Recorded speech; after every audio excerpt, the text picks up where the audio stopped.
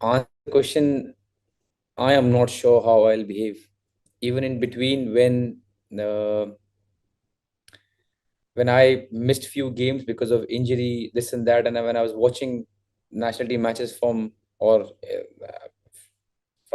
in Delhi, I was always jittery. I was not relaxed, so I'm not sure. But I'm not thinking about that right now. I will cross that bridge when I come to it. For now, we're just thinking about Kuwait. How do you see the future of Indian football after your retirement? Very bright. I'm really optimistic. Uh, a lot of fight for different positions. We did talk about the number nine one, where there are a lot of candidates who are doing well.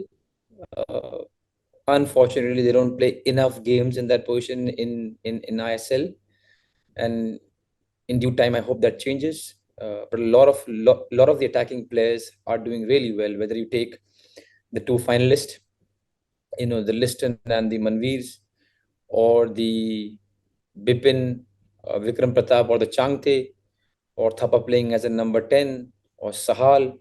All these attacking players, they have done really well. Uh, I do understand a number 9 is a very specific one, but I'm pretty sure with the talent we have and with the hunger we have, we'll get it. We need to be a little bit patient. When I say we, I mean the whole country. But with the structure that we have, with this team that we have, the camaraderie and everything, I'm pretty sure to start with, a lot of boys are going to chip in, and then eventually we'll get one. International goals you scored. He asks which one is your favorite, and do you have any hollow feeling as you just missed the rare chance of scoring 100 international goals? I will answer the second part first. No, I don't. When I started, I never thought I'm going to score these many goals. At no point, whether it was at 60 goals, 65 goals, 70 goals, did I think or dream of scoring hundred of goals, because it was never a part of any planning, any agenda, or any dream. I don't feel hollow. I'm just very fortunate. 150 games, that's a number that I really love, and I'm proud of. 150 games, playing 19 years for the country is unique, and I'm just very fortunate, privileged, and happy about it. As far as number of goals is concerned, I'm just happy that I could score 94 times for my country.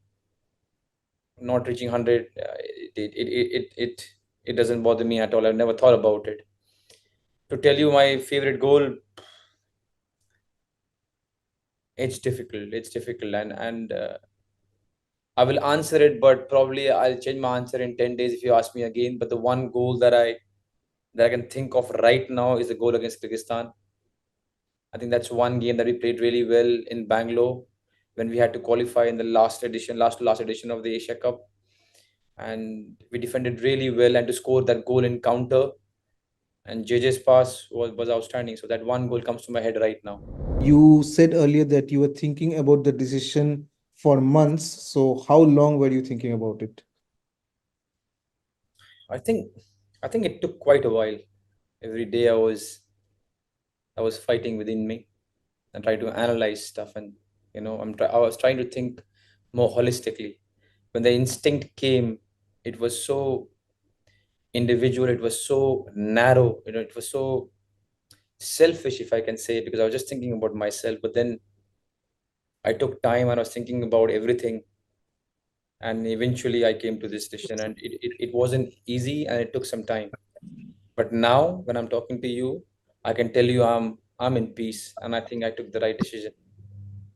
And yeah, and now I only have gratitude. Playing for 19 years, 150 games is extraordinary. And I know this whole press conference is all about me. Last 2 days has only been about me, but I'm doing this press conference only with the hope that we finish it today.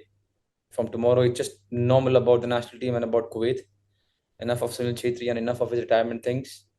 I got a lot of adulation in the last 2 3 days. My phone has been off because of the number of messages and calls I've get. I feel myself as very fortunate, but I hope we understand that from tomorrow it ends, and we just talk about Kuwait and our qualification. Did you have a chat with Virat Kohli uh, after before taking the retirement decision? Yeah, I did. I think One, I did it because we are quite close now. We speak, but also importantly, I we talk about these things because I think we both understand the next person, the other person will understand it exactly the way it is. So the ups and downs of sports, this part of retirement, uh, when we chat, we do understand that the other person understands it. Uh, so yeah, I did speak to him, and I wish him all the best for 18th. What was the discussion like with Stimac regarding your retirement? Was there a consideration for you to play on until the Qatar game in on June 11? No, because when I went to him, he understood. There is a He understood when I went to him and talked about it, and he gives me and a lot of players a lot of freedom about expressing ourselves. He knows how badly I want to play for my country. Even when in some games he substitutes me on 70 minutes rightly because he can see better, I'm never happy. And he knows whether it's a foot volleyball in training, whether it's a five-a-side, whether whenever he wants me to rest because of my age and I don't like it and I play, he knows how badly I want to play. Even times when I should rest, I don't. So when I did go to him and I told him that this is going to be my last game, he understood. He was also, because he's a player, he understood it. So it was a nice, very short chat. He understood and he said, "Okay, let's make sure we all come together and let's make sure that we win the game for the country on the 6th." He knows that we have built a team in 5 years, a lot of players who will do well. When I'm not there, people are going to fill in, and I genuinely mean it, and we'll see it. The team is rightly poised at the right place. Every position has two or three players who are doing well. Sadly, we have some important injuries right now. I don't want to start taking names, but a Mishra, a Rashik, or a Jingan, who have been here for a longer time, are important to us. But all the places have two or three options, and all of them are doing really well. So we'll be fine. How do you want to be remembered by the future generations and fans? A very good looking and hardworking play. I think, because see these questions now, I think about it a lot of times. Before, when they ask me what's going to be a legacy, I never paid any heed. But now when I think about it, the one legacy or the one thought that at least the footballers who come after me, when they remember me, they should think that he was a hardworking person, and that pays off. 150 games for the country because of the hard work. A lot of other attributes are important for a player to do well, but if there's one thing that I want to leave behind me, then you got to work really hard, of course, and the most good looking player also. About your plans after international retirement? June 6th is when I retire. June 7th, already said, we'll spend a lot of time crying. From June 8th, I will try and relax and take an off. There was a 10 days off in between after my last ISL game, but I did poorly because I got chicken pox, and my wife and my kid are annoyed at me. My wife more so because I gave her also the chicken pox. So after June 8th, I will take a break. I want to stay with my family. And then from July first week, we'll start our preseason with Bangalore FC. 10-15 days post the Afghanistan game. I think, I don't know the exact date, but that's the time when I start thinking as to, apart after the instinct, of course, how I feel physically, what are our next goals, what is going to happen to the national team, what are the matches, how does it look, all these things taken together, and hence I came to the decision. I don't know how you'll understand it, but also one other thing that internally I always had, and I think few of you here would understand what I'm saying next, is it is of prime importance to me that I bring value to the team. Sometimes it might happen because of who I've become that I'm still carried by the team, and that is something that I never wanted. The way you gaze it is in training, in terms of numbers, when it comes to our GPSs, in terms of what I bring to the table.